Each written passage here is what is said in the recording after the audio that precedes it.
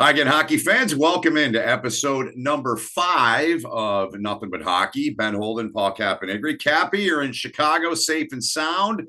Glad to see that, as you were one of thousands that got out of Florida, man. Let's start there. You were down in Sarasota up until Wednesday, and you got out, man. How was it, and how was the journey getting back, man? Yeah, I mean, I saw it coming. When you're down in Florida in October, you're paying attention to the weather a little more. The weather's great usually, but then, these crazy hurricanes. And I had a flight back Wednesday, but I bumped it to Tuesday. And I'm looking on Sunday, Monday, like, okay, this thing's coming. The airport announced it was closing at 4 o'clock on Tuesday, and my flight was at 2:35. So I'm like, okay, I made it, but I still called my airline and just double tracked to make sure, because if I didn't get out on that, I was gonna get stuck. And I've never watched Weather Channel so much in my life that I Yeah. did last night. Because I did know some people still there, and man, I'm glad I got out. I'm glad most of the people I've touched base with that stayed are safe, because man, that just looked really scary. Yeah, it did. My parents, as you know, but the audience may not know, my folks live down in Clearwater, St. Pete for 30 Yeah, years, and for the last year, they're back here in Michigan. My dad had some health issues, and they're not in Florida anymore. And right. I mean, it was a 6 month ritual for me all those years because, like you said, you're watching the Weather Channel, and you saw the roof of Tropicana Field got ripped off, and That, so that much was damage. wild. Yeah, It kind of shows how maybe that wasn't the most sturdy of roofs, and the angle of it. I guess that was yeah, prevent it. yeah, But that thing was built in like the early 90s. So, yeah. obviously technology then different than now. But yeah, and that was supposed to be a holding place. They had like 10,000 beds set up for people to come stay there. Clearly that couldn't happen anymore. So, Yeah, um, the death toll I think I saw was up to 12, and that's sad. it But is. just from what I saw, holy cow! I'm glad it's the numbers as low as it is, and hopefully it doesn't grow anymore. Just seeing the water and the wind, and then the tornadoes. There were tornadoes all over Florida too, which is just, I mean, if there's not, you can make sadly, you don't want to joke, but you can make a movie about this. You're seeing the hurricane swirl, and then you look to your right, and you got a tornado coming at you. You're like, how do you get out of this? But Yeah. let's get to hockey now, Yeah. and We're gonna do that. One positive more stuff. one more note on that. What was supposed to be game 29 on Saturday, October 12th, between Tampa Bay and Carolina in Tampa at Amalie Arena has been, of course, postponed. So Right.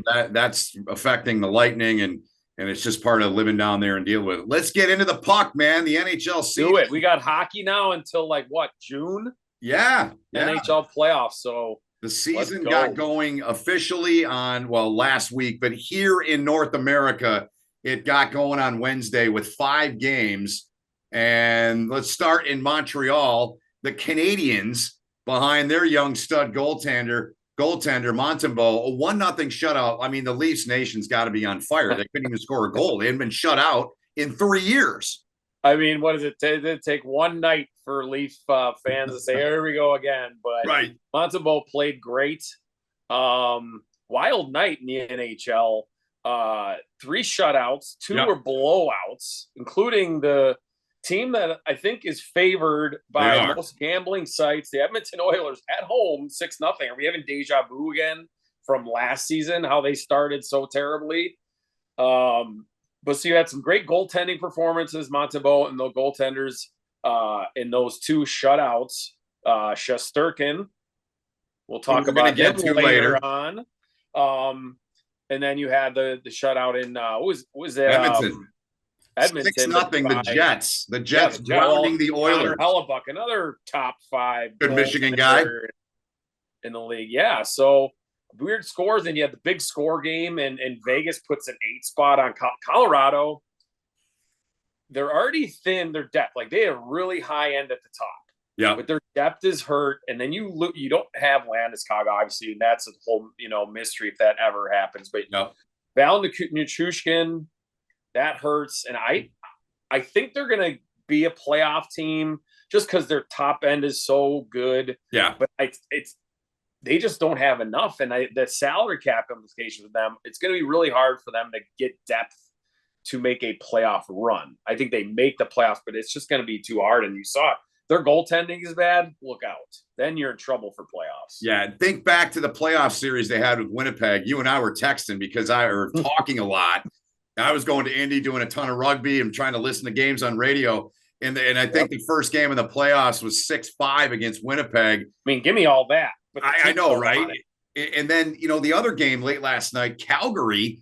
I mean, Brock Besser goes off. I love the former North Dakota boy, Besser. And they get up big. And then Calgary comes back and they win 6-5 on a crazy game out there. You had the last two games, you had 11 and 12 goals scored. I guess it's early season, right?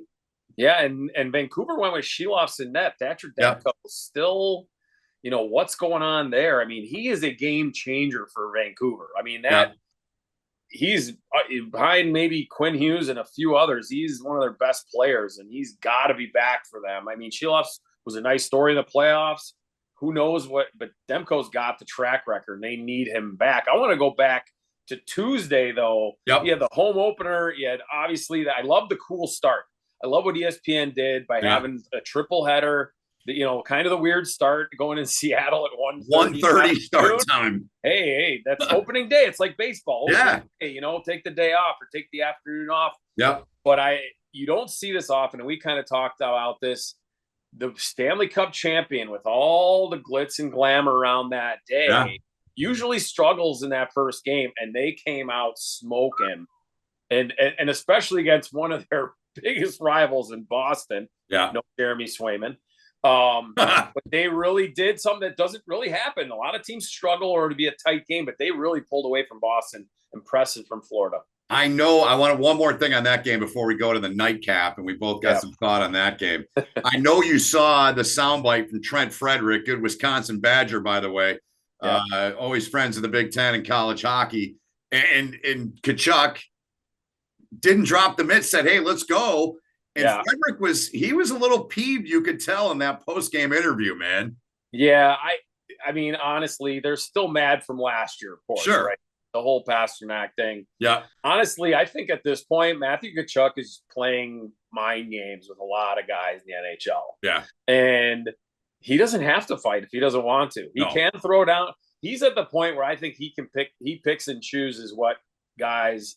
And also, do you want to fight in a 6-2 game when you're up big late? Now he might say those things, knowing he's up right now. You're the champion. You beat him last year. You beat up one of their best players. Yeah, a lot of mind games there. And Matthew Tkachuk might be just kind of hitting his stride of not just being a great player, but just having the mental capacity over some of these teams, especially a team like Boston. Absolute playing mind games. And of course, in that game and all the NHL games, there's been tributes, 13 seconds of silence for Johnny Gaudreau and his brother Matthew. And Tkachuk was noticeably shaken. Understandably, they're pals, they're friends. I don't think anyone has not been shaken from that, whether you're a player and you knew him, a coach, guys like us that are broadcasters that love the game. You played it at a high level. I've been around it forever like you. It gets to all of us. So I will say this, and I had a lot of feedback on this. I want to say it might have been it was either our first or second episode when I threw it out there that the NHL should put the numbers on the ice. They didn't do that. I'm a little surprised they didn't do that. I'm not upset about it. It's not my gripe of the week, which is coming up later, which we'll get to. But it's good to see the stickers and all the tributes that everyone's done for Johnny and Matthew. Yeah, I mean, it's just so sad, and you want to honor them correctly. Everyone did it in the preseason, but I think it's very justifiable to do it, and everyone's first. I think everyone in the league should do it on their home opener. Yeah. I'd love to see something, on the boards behind the net or something, or on the helmets. I know the Blue Jackets are doing that, obviously, because it's so sad, and it's a very rare incident, right? Like most deaths, obviously are later in life, or great players pass away eventually, but this was just so devastating, so sudden. Such a big name in the hockey community too, and such a well-liked player. But hey, it's honor them, and you got to move on. But Blue Jackets for sure will be carrying it all year long. Yeah, and they open up on Thursday. They're on the road. They're in Minnesota. And one more note on Johnny Gaudreau.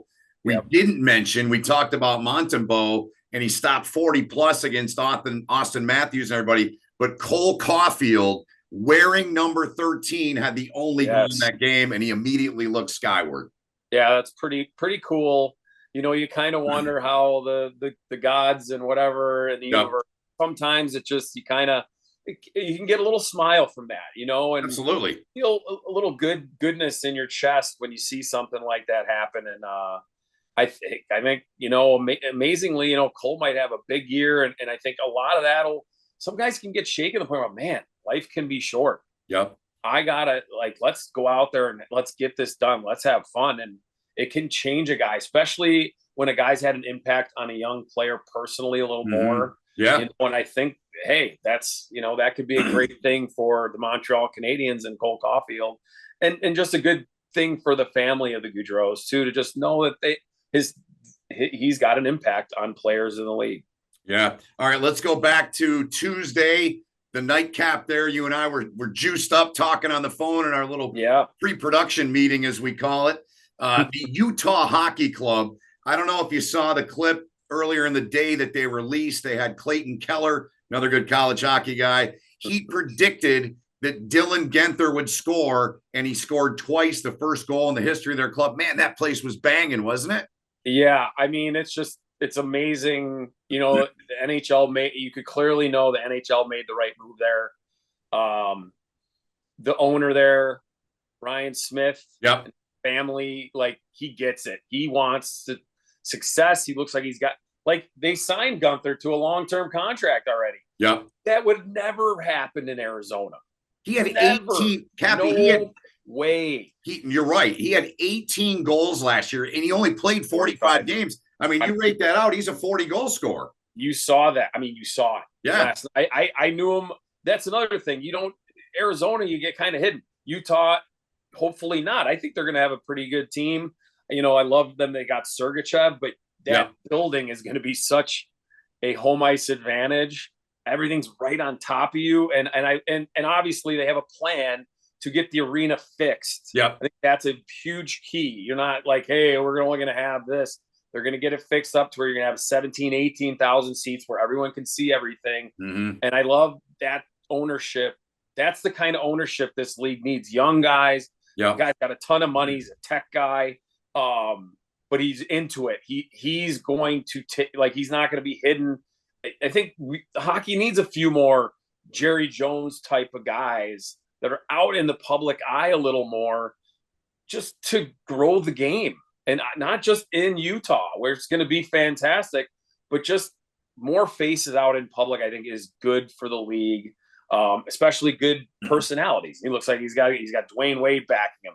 He gets Laurie Markkinen. That was awesome. A guy who loves hockey. He's a Finn, what man. Size skates are those? Are you He's a Finn. Kidding me? Yeah. How big are those skates that he has? They must have been 14s or 15s. Custom made. Yeah. I mean, who gets those skates? But it just was a great vibe for the night. They put on a good show. They got the W. So that's a great night for the league in Utah.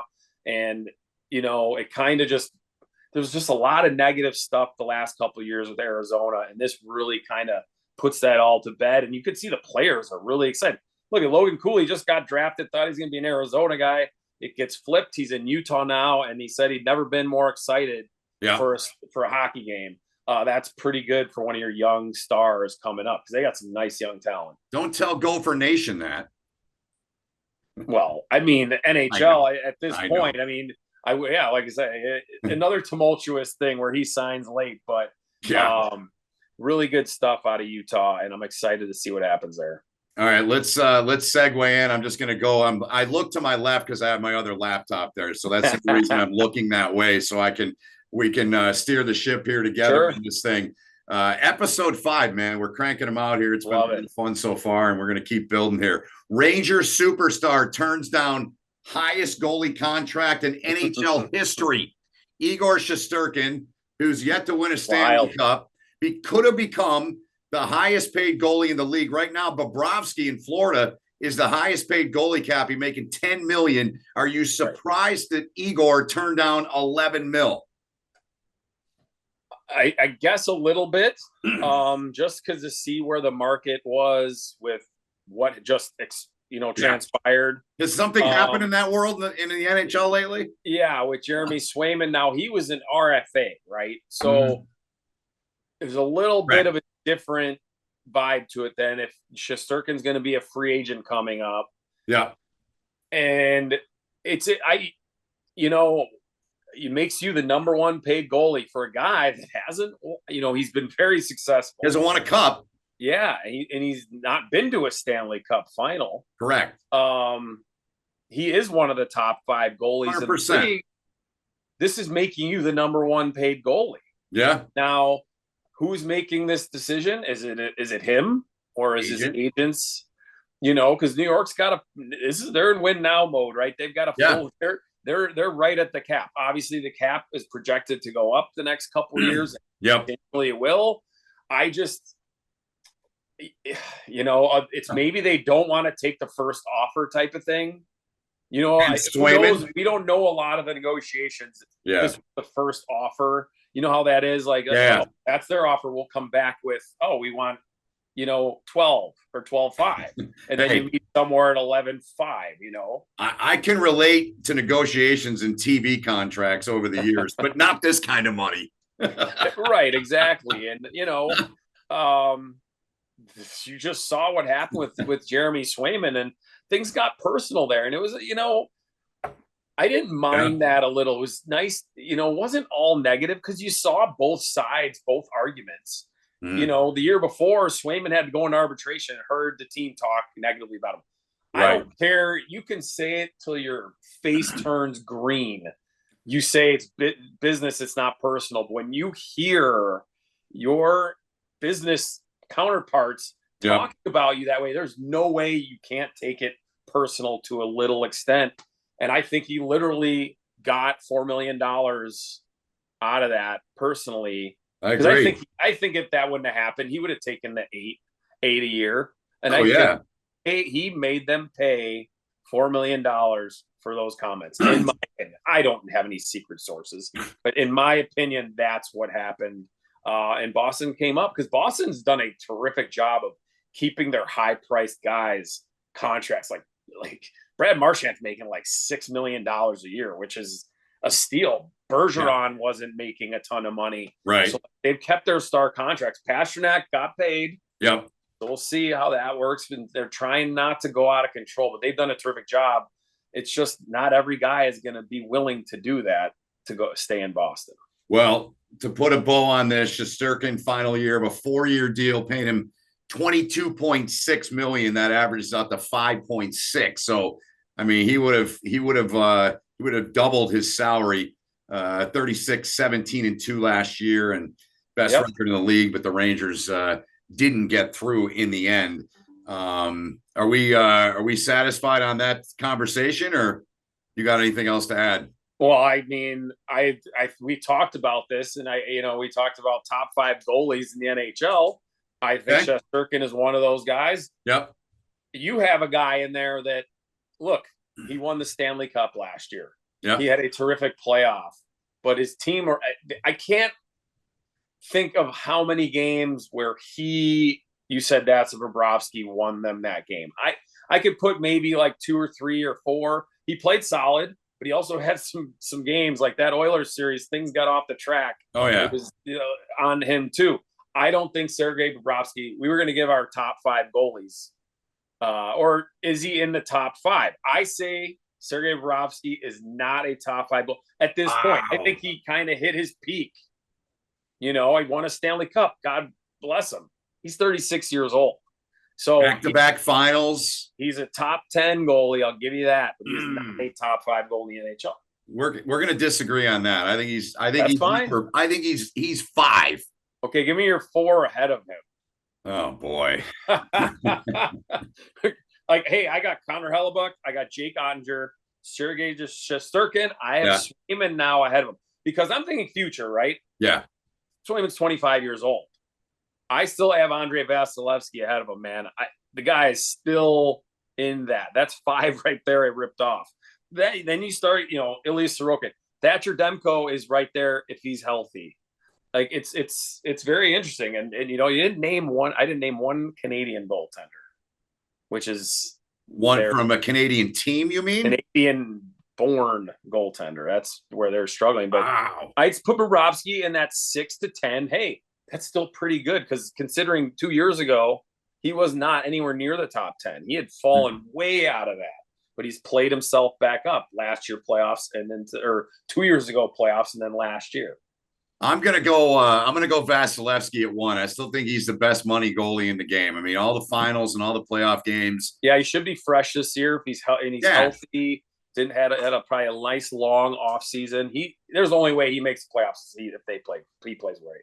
I would say him. I would say I like Ottinger. I like Shesterkin. I do. Yeah. Ilya Sorokin in New York is pretty good too. Yeah, he's not and bad. Younger. Like I said, Bob is great. He's 36. He's probably on his last couple of years. He's only got another 2 years with Florida. I guess I'm in the category of what have you done for me lately? That's why I put him at 5. Sure. Because a cup, 2 finals, what's the old adage? The goalies. So remember that he was not playing in all those playoff games that previous year. I understand. But still. Alex Lyon was in that. My guy, you got a good memory. Who will be the Wings goalie when they go to the playoffs this year? Major prediction. Well, we said that a couple shows ago. You put me on the spot. So we'll keep it. Yeah, I mean, look, Shesterkin's going to end up getting it. It's like you look at in football where Jordan Love signed a max deal a few weeks ago before the season. Jordan Love hasn't done anything. He hasn't even been a starter for more than a year. But all this comes down to, as you and I know, it comes down to what the market value is. And what Shesterkin's numbers are, the market value is 11.5, maybe 12, probably not. And Bobrovsky's sitting as the highest paid goalie at 10 million now under contract. But I think when you're signing an 8-year deal, this is it for him, right? Yeah. I mean, this is it. So the cap is going to go up. So in year 5 of it, when he's making 11, is he going to be now back down? He'll be below the average. 6, 7. Yeah, right. Yeah. So I think that's obviously what the reason. I mean, clearly he would be number 1 at 11. I think he's going to want somewhere in that 12 million range because knowing if he's or if he wants to, he can negotiate. Hey, I'll take a 3-year deal, but I want this number. You know what I mean? Yeah, so, I do. It's very interesting. A couple other guys I wanted to mention for goalies, some are kind of on the come up. I love Jacob Markstrom. I think he's going to be a difference maker in New Jersey. Yeah. And the other guy is Linus Ullmark, who just signed his contract extension. Yeah. Making $8.25 million half the years. Yeah. Half the years. Yeah. I think he's near 30 years old at least. Yeah. But he's had a great track record the last couple of years. So, look, I'd love to have him. Hey, you got a top 10 goalie. You're in the mix, and Florida Panthers are going to be in the mix again. If he in the playoffs would have a run where you're saying this guy stole X amount of games, I think I'd put him on that. But, it's weird right now with goalies. There's not a ton of big name star goalies out there. Connor Hellebuck, great regular season goalie. Bad in the playoffs last year. He got lit up. Bad. So it can go both ways. I see it, I just don't have Bob in my top 5, and that's fine. We can agree to disagree. That's what we do, If we all thought the same way, this world would be boring as hell. So it's a good conversation. I think goalies like this weird, all the biggest stars in the game are forwards and defensemen. Just don't have those superstar elite goalies right now. It's hard to pick even 10 through 15. Where are you going? You could have 20 different guys could pop in there. I saw Joey Decor just signed a contract extension, Arizona State guy. Yeah. That's College a pretty guy. awesome story right there. Yeah. $5 million. It's an interesting world we're in with goaltending is kind of in the grand scheme. There's just not Patrick Waz and Brodeurs and Lundqvists, and there's just not a ton of those star-studded big names out there right now in the hockey world. Well, one more NHL related thing, and we'll talk a little college puck. I think I'm just looking at the clock. We're failing miserably. This is an inside thing between Cappy and I on our time. We do. We just love to talk. It's all good. Right. So Calder Trophy odds. If you're into the odds stuff, I'm going to go from, let's see, they've got 8 guys listed here on this thing I have. Rutger McGroarty is number 8 at plus 2,050 odds to win the Calder. Will Smith at plus 950. I know you like him. Cutter Gauthier at 750. Lane Hudson, who you love, at 700. Ooh. Logan Stankoven at 600. Celebrini at 475. And the Russian Matvey Michkov plus 290. Who wins the Calder? Wow. I kind of want to throw out the little wrinkle and say Lane Hudson. Oh, that's a good wrinkle. I kind of want to. I can see that. Though. I think Michkov has got a really good chance. They got a good team there. I do too. They were almost a playoff team last year. You add him and I think he's just going to make kind of like Lane Hudson. He's going to make some plays where they're just wow. So his one goal there is going to seem like 5 to people. You know, it's not a puck off his skate going in. He's going to do some dazzling plays that I think when it comes down to the end, when you're voting for that, and he's got 48 points, and Smith has 47. Right. But Michkov was just a little more dynamic, and maybe his team makes the playoffs. Yeah. Then I think maybe he finds his way. I'm just excited to watch him though, and the relationship with his coach, because I think that's just going to be fun stuff. All right, let's shift to college. You'll be. Yes. I wish I was with you, man, but I didn't get the call. You're on the Boston College Michigan State game on Big Ten Network on Friday. A lot of juicy storylines in this thing. Of course, for me, Michigan guy, Spartan guy, last Big Ten school to win the national championship is Michigan State, and they beat BC in 2007. Of course, you got the old tie of Jerry York and Ron Mason. They were coaches there. They were both coaches at Bowling Green. Brent Darnell, former Spartan, now an assistant with BC, and all this high-end talent that BC's got. And I know you talked to some of their guys this week. What do you want to share with us about what your thoughts are on the game? Well, I mean, I think it's we'll see how rankings shake out down the road, but it's going to be the highest non-conference ranking teams playing against her. You got 2 versus 4. Yep. BC, they lose, 2 guys, Gauthier and Smith, to the NHL, but plug them in.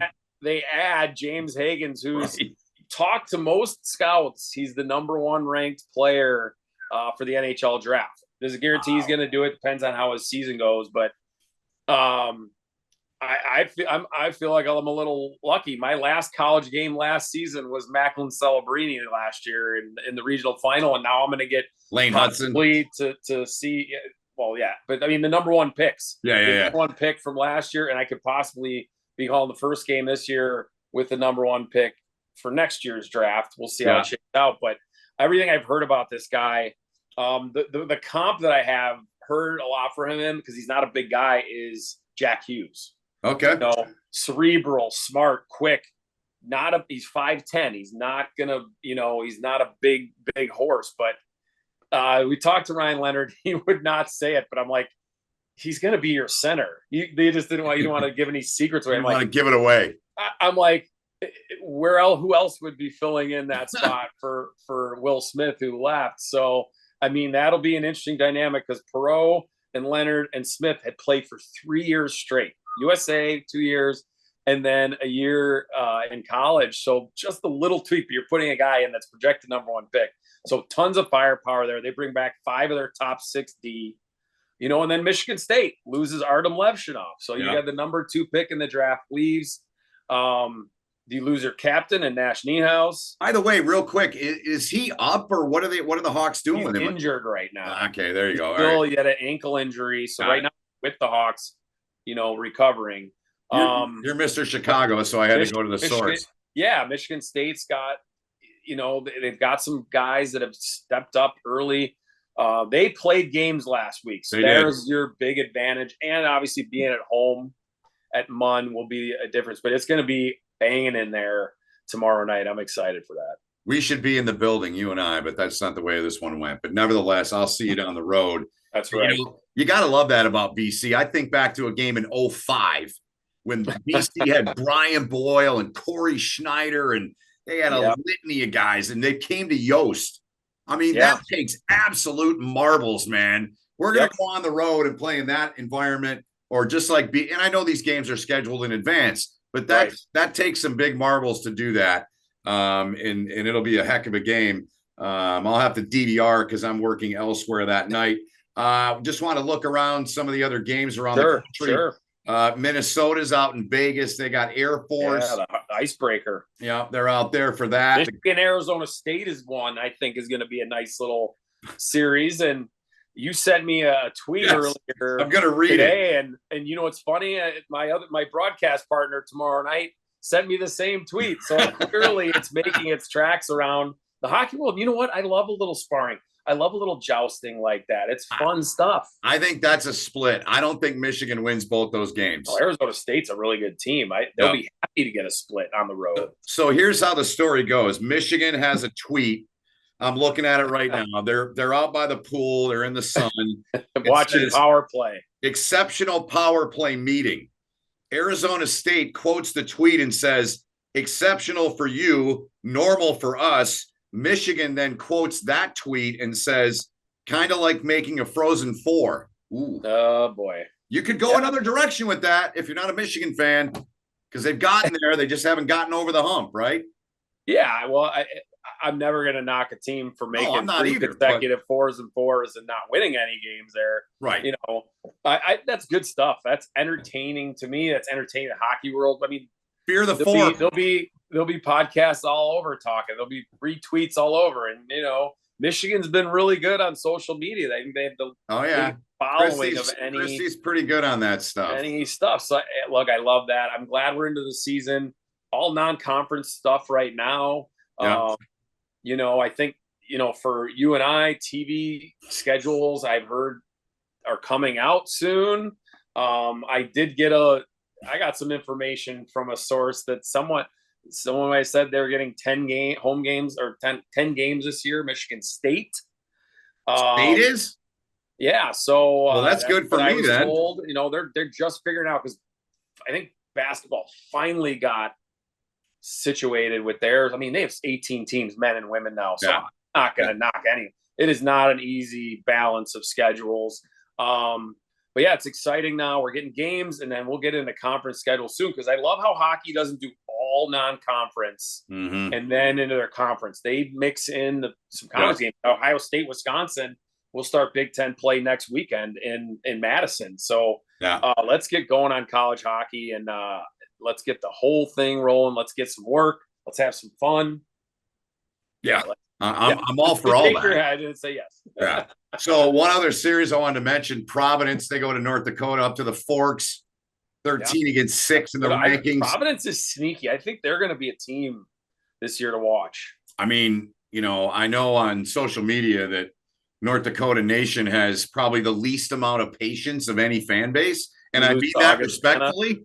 They lose the Toronto Maple Leafs of college hockey. Yeah, and good for Garrett Raboyne. Garrett's a great guy. He's done an awesome job with Augustana. Exhibition game or not, they went into the Ralph and won 4-1. So that's another one I'll be keeping my eyes on.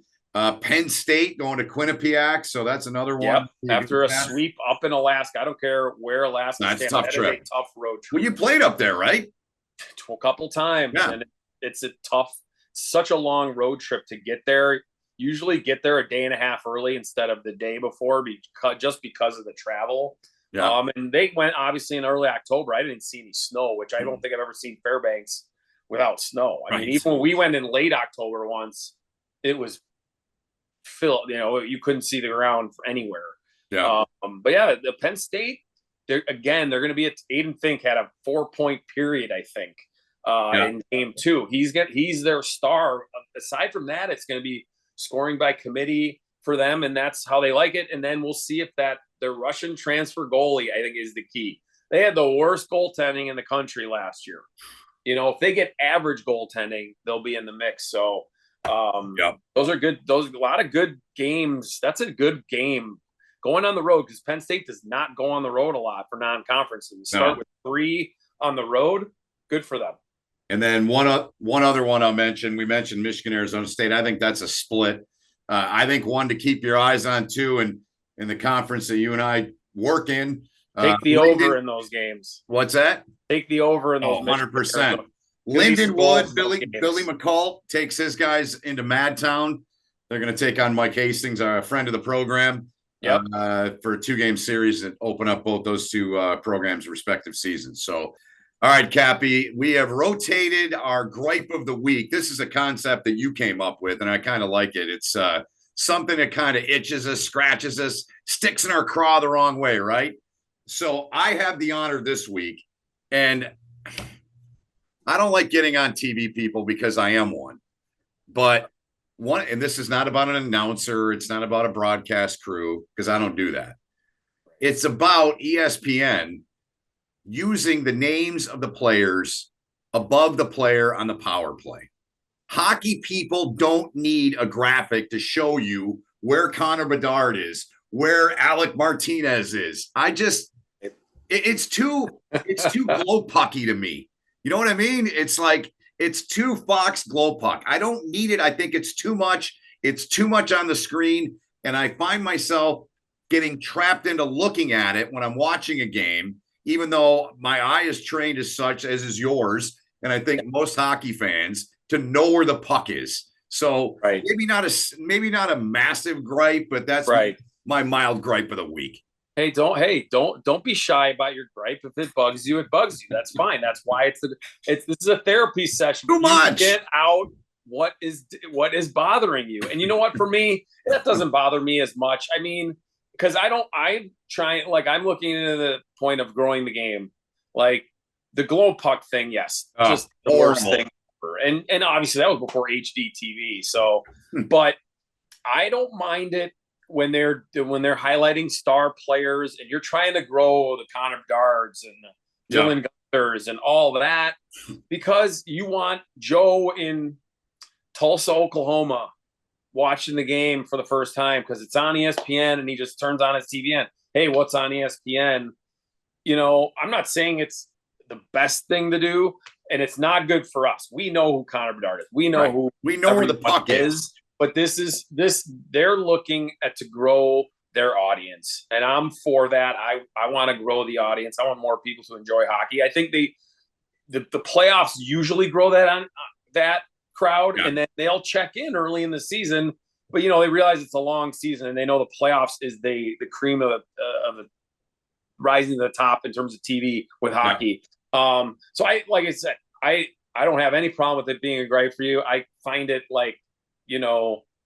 dorky or whatever from us, because we are diehard hockey people, but I understand why they're doing it. It's for, Ted in Austin, Texas, or Des Moines, Iowa. Yeah. Somewhere that hockey's barely on the radar, and it's trying to do that. So, okay. Bad example, because they have the Des Moines Buccaneers. So how about Stillwater, Oklahoma? There you go. Exactly. Go to Oklahoma, go to Kansas, New Mexico. I mean, they have little hockey pockets, but if you're trying to grow it, I don't hate it. So I wouldn't go there, but I totally understand your position.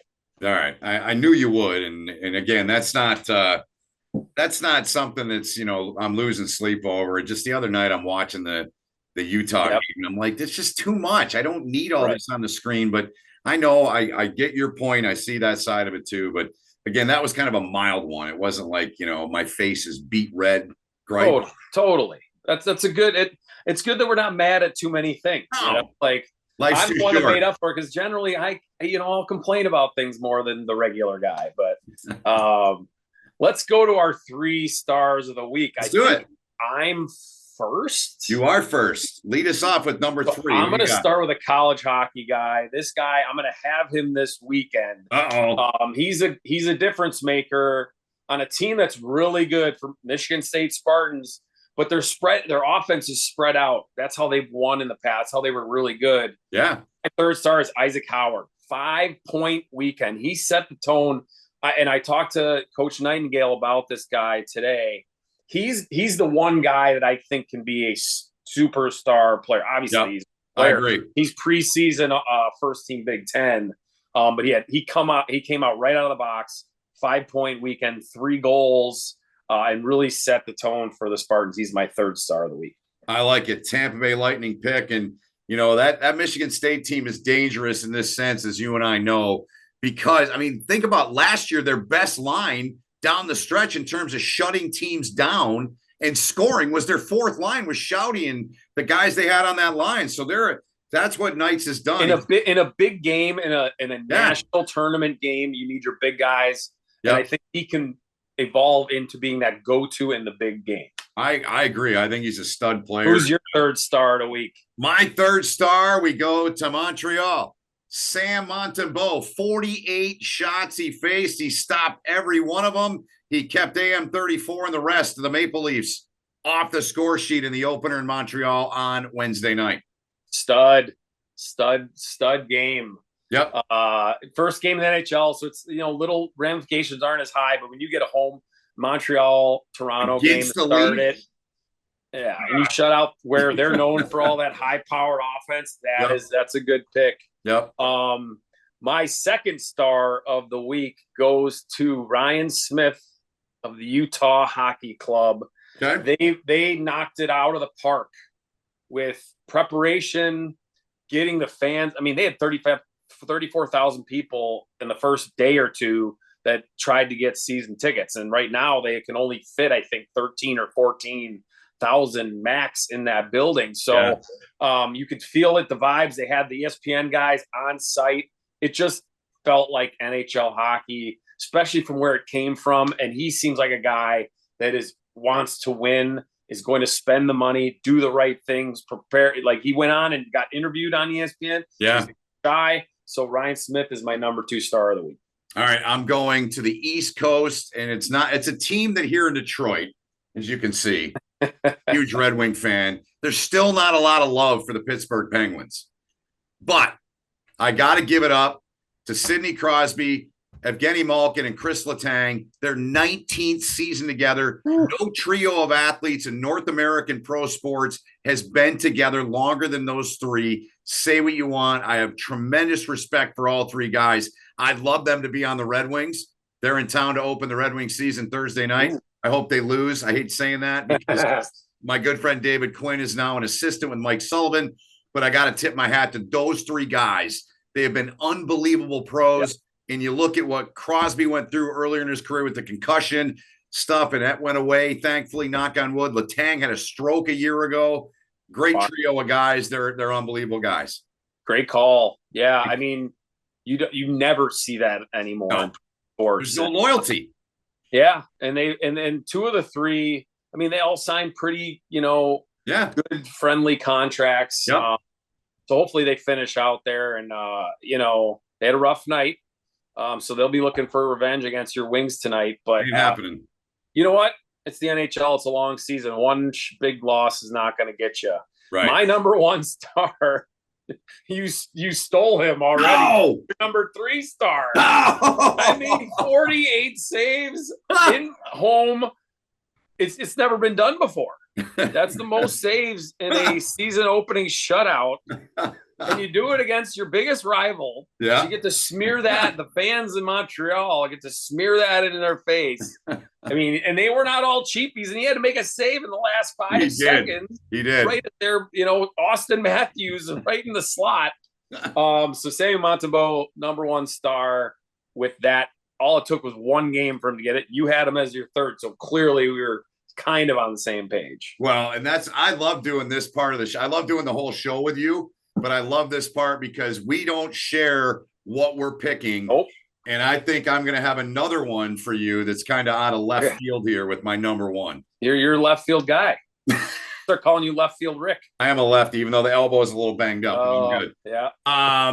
So there is a bill, I'm sure you heard about this, to award congressional gold medals to the 1980 Olympic team. Ooh. I mean, that's pretty cool. I mean, that's you went deep here.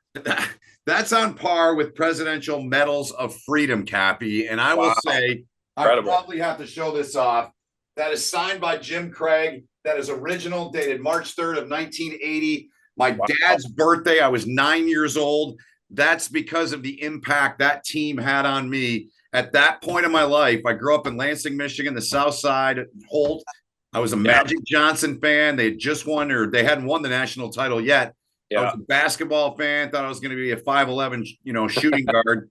That never happened. And I fell in love with hockey because of that team. So that's my number one star. It's not done yet, but it's in the works to do that for the remaining 1980 Olympic team members. Very, very cool. Not that they don't get any notoriety already. But that's pretty awesome. I did not know that. I'm going to give you. You're always going to be the guy I go to for having the obscure star of the week. I love that kind of stuff, man. Hey, that's great. You do your thing. I do mine. We've matched up on one. But no, that's pretty good stuff, and it really got USA Hockey kind of going, to be honest. Yeah, it did. And started the growth. And I mean, look where USA Hockey is now. World champion, world junior golds, and an Olympic gold again could be coming very soon in about a year and a half. So good stuff and good show. Did we keep it under 50 for our fans or no? I think we did. I'm just looking up one thing to add to the U.S. hockey talk. I want it to be accurate, Cappy. I don't like being wrong. Right. 204 American NHL players on opening night rosters in 24-25 in the National Hockey League. There you go. Yeah. Done. What a great thing to end the show on. Good stuff today, and more hockey this weekend, right? Have fun with the game. I wish I was with you in Munn, but you'll be in the studio in Chicago. Yep. So plug your game, but real quick. What's BC at MSU. It's the number one non-conference series you'll see in play this year. Number 4, number 2 BC at Munn. First game since their Big Ten championship. So, and I think they're raising a banner at the first intermission. So it's going to be hopping in there. Should be good stuff. And it's 50 years of Munn Ice Arena this year. Wow. Fresh Munn Ice Arena. Brent Darnell. 6,000. They're thirsty for it, because football's rough there. Basketball will be great, but hasn't started. So they're ready for their Spartan hockey to go, and Munn will be rocking. If you see the BC coaching staff, please say hi to Meat and Potatoes for me. That is Brent Darnell. Do you know Brent? I've met him, yes. And he was chirping in the background when we were talking to Ryan Leonard. So good dude. He knows some of my friends here in Chicago. Okay, real quick story. So when Darnell played, I probably had too big of a man crush on him. I'll be dead honest. I just loved how he played. And I have a lot of guys like that I've all the years I've done college that I'm just drawn to them by how they play. Sure. Because I just am. And so Sean Richland and I were doing a series at Notre Dame back when Darney was playing there back in like 12 or 13, whenever it was. Yeah. And Tom Anastas heard Richie say, watching the game back in our open, we highlighted Darnell from game 1 to game 2 for Dame. And Richie said, Ben, he's just a real meat and potatoes kind of hockey player. So that got back to Anastas. Nickname. Spread through the team. And yes, you've been in a couple locker rooms. That became Darnell's nickname with us. Nice. Meat and potatoes. So, well, I guess we're not doing an official closing on the show because we just kind of we're done. That's it. Thanks for watching. No, I know, but you didn't do like I'll do that. No, I gotta go. All right, he's got to go. I got to go. Goodbye. You can do it. Episode 5, Nothing But Hockey. Cappy, Benny, we'll see you next time with an all-new edition. Hope you enjoyed it.